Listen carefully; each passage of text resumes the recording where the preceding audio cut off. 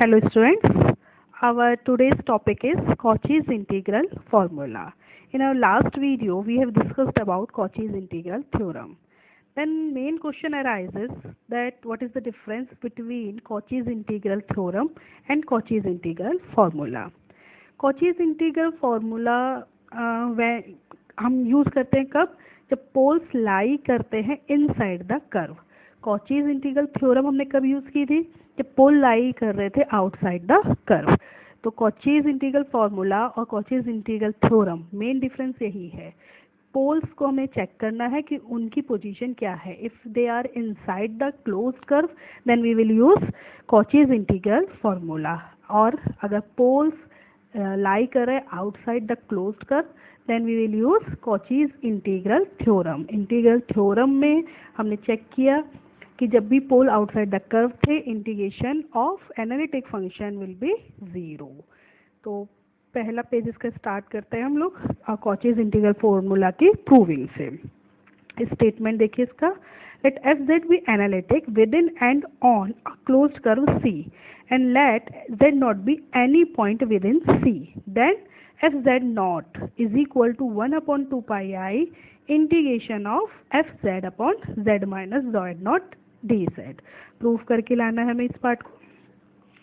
तो हमने इंटीग्रेशन किसका लिया, फंक्शन हमें गिवन है F Z upon Z minus Z not. Consider the function which is analytic. Analytic क्यों, हमें गिवन है एफ जेड क्या है, हमें गिवन एनालिटिक. तो F Z upon Z minus Z not भी एनालिटिक होगा at every point within सी.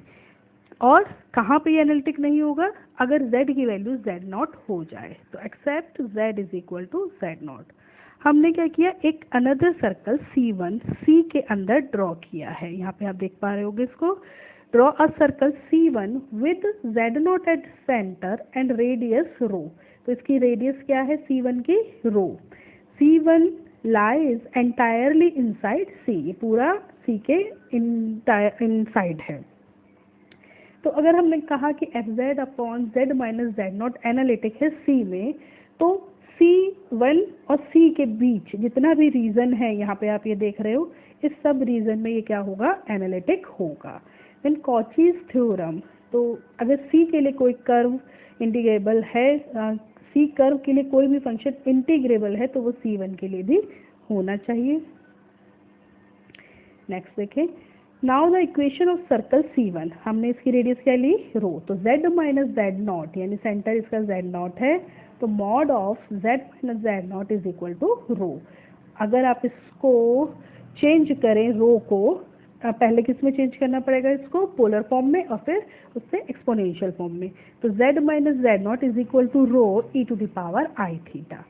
तो यहाँ से हमें डी जेड की वैल्यू हमें इंटीग्रेशन में चाहिए होगा, हम इसको थीटा में चेंज करने जा रहे हैं. तो D Z upon Z minus Z not क्या हो गया, z की वैल्यू क्या हो गई, यहाँ से आप चेक करो, z is equal to rho e to the power I theta plus z not upon rho e to the power I theta. यहाँ पे आपने डी जेड की वैल्यू को पुट किया. अगर आप सर्कल की बात कर रहे हो तो यहाँ पे लिमिट भी थीटा में चेंज होगी. तो पूरा एंटायर सर्कल है, तो यहाँ पे थीटा की लिमिट क्या होगी, 0 से 2 पाई. फंक्शन बचा हमारे पास F Z not plus rho e to the power I theta. तो फर्स्ट यहाँ पे हमने ये सारा जितना भी प्रोसेस किया ये किस कर्व के लिए, C1. तो फिर से अब फर्स्ट इक्वेशन को आप चेक करेंगे तो जो C1 के लिए वैल्यू है वो C के लिए भी है इन लिमिटिंग केस. अब हमने क्या किया, जो C1 है हमने सोचा ये श्रिंक कर रहा है. अगर ये श्रिंक करेगा, श्रिंक कब करेगा, जब इसकी रेडियस टेंड्स टू 0 होगी. तो जब रेडियस टेंड्स टू 0 है तो आपको क्या करना है, इक्वेशन नंबर 2 में रो को पुट करना है 0, क्योंकि C1 आपने खुद से कंसीडर किया है. ठीक, यहाँ पे हमने रो 0 रखा, इंटीग्रेशन किया थीटा के अलॉन्ग, वैल्यू क्या आई हमारी 2 pi I f Z not. अगर आप यहाँ से वैल्यू फाइंड करें एफ जेड नॉट की, तो F Z not is equal to 2 pi I integration in contour C f Z upon Z minus Z not D z. तो ये हुई इसकी प्रूविंग.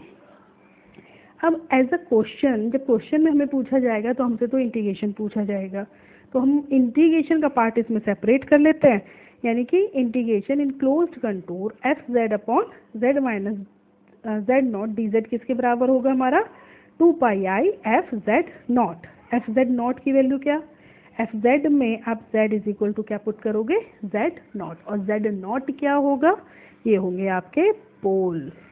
पोल कैसे फाइंड करेंगे, डिनोमिनेटर को इक्वेट करा के 0 से, ठीक है। तो अगर आपसे कोई इंटीग्रेशन पूछा जा रहा है, सबसे पहले आप पोल्स फाइंड करिए, पोल चेक करेंगे, इनसाइड क्लोज्ड कर्व है तो क्या यूज़ करोगे आप कॉचीज इंटीग्रल फॉर्मूला, अगर आउटसाइड द कर्व है तो आप यूज़ करोगे कॉचीज इंटीग्रल थ्योरम, जिसकी वैल्यू हमेशा आएगी 0। चलिए इस पे बेस्ड क्वेश्चन करते हैं। Example number 1, first example evaluate करना है e to the power minus z upon z plus 1 को, where c is the circle mod z is equal to 2। तो पहला काम करते हैं कि पोल हम फाइंड कर लेते हैं, डिनोमिनेटर को इक्वेट करा के 0 से, तो z आया -1। अब चेक करें गिवन सर्कल क्या है 2, यानी कि सेंटर कहाँ है इसका, ओरिजिन पर, रेडियस है 2। अब ओब्वियसली जब रेडियस 2 है इसकी यहाँ पे कहीं, तो ये 1 को तो एनक्लोज कर ही लेगा, यानी 1 को करेगा, और इस तरफ चेक करोगे तो -1 को भी एनक्लोज करेगा। तो ये जो कर्व है वो एनक्लोज करता है पोल z इज इक्वल टू -1 को, एनक्लोज कर रहा है, इस वजह से हम क्या यूज़ करेंगे कॉचीज इंटीग्रल फॉर्मूला। इसके अकॉर्डिंग क्या, इंटीग्रेशन ऑफ एफ जेड क्या हमने यहाँ पे हुआ e to the power -z upon z plus 1 d z is equal to 2 pi I F Z not की वैल्यू यहाँ पे क्या है हमारे पास -1। जेड नॉट वही वैल्यू होगी जो इनसाइड द कर्व लाई करेगी, ठीक है। तो सिंपल यहाँ पे इंटीग्रेशन का कोई कॉन्सेप्ट यूज नहीं करना है, क्या करना है आपको सिर्फ रिप्लेसमेंट करना है। तो 2 पाई आई ई की पावर माइनस जेड में जेड की वैल्यू क्या रखी है हमने -1, वैल्यू आई 2 पाई आई ई, ठीक, सिंपल क्वेश्चन है। एग्जाम्पल नंबर 2, अब अगर आप फंक्शन को ध्यान से देखें तो हमारे पास क्या था, integration of F Z upon Z minus Z not. तो Z minus Z not linear function में रहना चाहिए, लीनियर पावर में रहना चाहिए। अगर पावर आपको हायर मिल रही है, ठीक, तो हायर को क्या करोगे आप लीनियर फैक्टर में चेंज कर लोगे पहले, जब चेंज कर लेंगे फिर हम अपना कॉन्सेप्ट यूज़ करेंगे कॉचीज इंटीग्रल फॉर्मूले का, जैसे कि इस क्वेश्चन में। अब यहाँ पे क्या है, कर्व की जगह क्या दे दिया सीधे, mod z is equal to 2, mod z is equal to 2, radius 2 और सेंटर 0 0 पर। यहाँ पे डिनोमिनेटर चेक कर लीजिए एक बार, ये हुआ Z square plus 1, Z square plus 1 का मतलब पोल अगर आप फाइंड करोगे तो Z is equal to plus minus I. तो गिवन सर्कल 2, रेडियस इसकी 2 और सेंटर 0 0, दोनों ही पोल आएंगे। यहाँ पे चेक करिए +1 और माइनस आई दोनों वैल्यू है, यानी कि y पे आप चेक करोगे 1 और y पर यहाँ पे चेक करोगे -1। तो यहाँ से चेक करें, अगर इसकी रेडियस 2 है तो ओब्वियसली 1 और -1 तो इस वाई एक्सिस पे लाई करेगा, यानी कि दोनों पोल इनसाइड द कर्व है। अब दोनों पोल तो इनसाइड द कर्व है, पर जेड नॉट तो हमें सिंगल यूज़ करना है। तो देखो इसको कैसे करेंगे, पहले इसको लीनियर फैक्टर में ब्रेक किया, अब हमारे दोनों ही पोल्स इनसाइड द कर्व हैं, तो एक एक करके इस फंक्शन को हम यूज़ करेंगे। अगर आप डिनोमिनेटर z प्लस आई को बनाते हो तो बाकी सारा पार्ट क्या बन जाएगा फंक्शन। अगर आप डिनोमिनेटर z माइनस आई को केवल चूज करते हो तो अदर पार्ट को रख दो फंक्शन में, मैथमेटिकली इक्वल है, ठीक है, इक्वल है, और हमारा कॉन्सेप्ट भी यूज हो जाएगा क्योंकि हमें लीनियर फैक्टर की फॉर्म चाहिए होती है। अब पूरा फंक्शन बन गया ये, यहाँ पे z की वैल्यू क्या रखोगे i, सेकंड के लिए z की वैल्यू क्या हो जाएगी -i।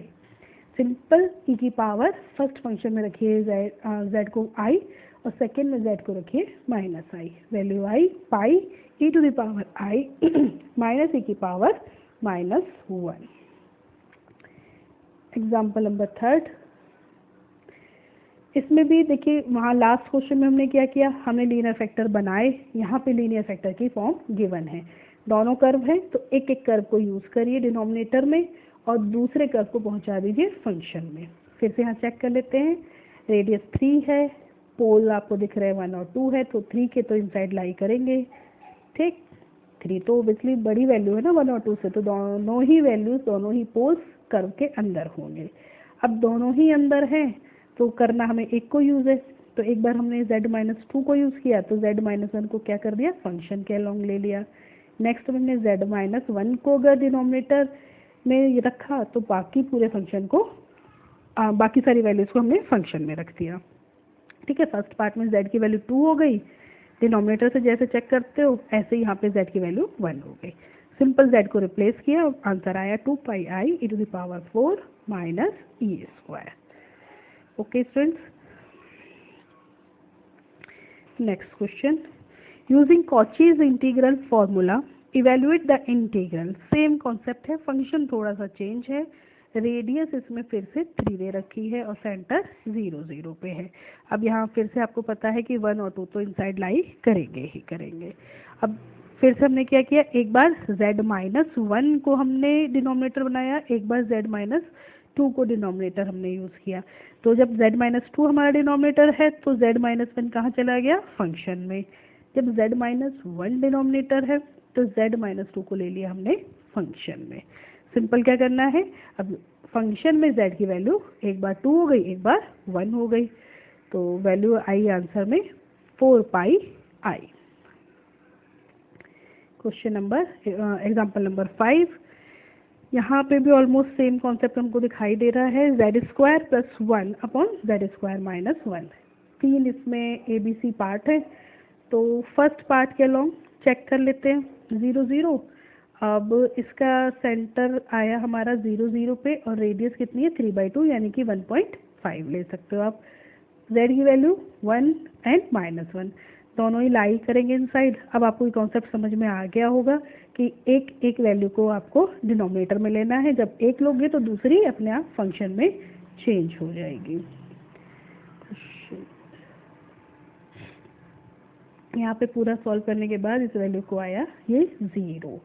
नेक्स्ट है गिवन सर्कल z-1। अब इसको चेक कर लेते हैं, थोड़ा चेंज है, = 1। तो इसका सेंटर कहाँ होगा बच्चों, 1 और 0 पे। रेडियस क्या होगी 1। अब हमारे पोल क्या आए थे 1 और -1, तो यहाँ तो सेंटर बन गया। सेंटर बन गया तो आपने देखा ये पूरा का पूरा इधर x एक्सिस पे बना हुआ कर्व है, नेगेटिव x एक्सिस पे ये नहीं जा रहा। जब ये नहीं जा रहा तो जो -1 वैल्यू थी वो तो इनसाइड लाई नहीं करेगी। अब जब लाई नहीं करेगी तो उसको क्या करोगे, उसको z - z0 की तरह यूज़ नहीं करेंगे। अब क्या किया हमने, z² + 1 था, अपॉन में z-1 z+1 था। सिर्फ ये वाला पोल आपको z0 देगा, तो बाकी कहाँ चला गया हमारा फंक्शन में। तो z² + 1 अपॉन z+1 हमने इसको यूज़ कर लिया एज अ फंक्शन। तो फंक्शन में हमने z0 की वैल्यू क्या रखी 1, वैल्यू आई 2πi। लास्ट पार्ट इसका, तो गिवन सर्कल है mod z = हाफ यानी 0.5, ओरिजिन 0 0 और पोल तो हमारे आए 1 और -1, और सर्कल तो ख़त्म हो गया कहाँ पे 0.5 पर, यहाँ पे भी 0.5 पर। तो 1 और -1 दोनों ही आउटसाइड द कर्व होंगे। जब आउटसाइड कर्व कोई भी पोल लाई कर रहा है तो हम क्या यूज़ करेंगे, कॉचीज इंटीग्रल थ्योरम।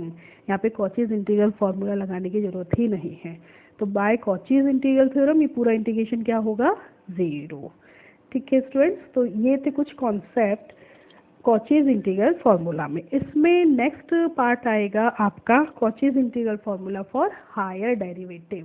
पहले आप इस कॉन्सेप्ट को क्लियर करिए, नेक्स्ट ऑडियो में हम कॉचीज इंटीग्रल फार्मूला फिर से डिफाइन करेंगे, किसके लिए, हायर ऑर्डर डेरिवेटिव्स के लिए। Thank you students.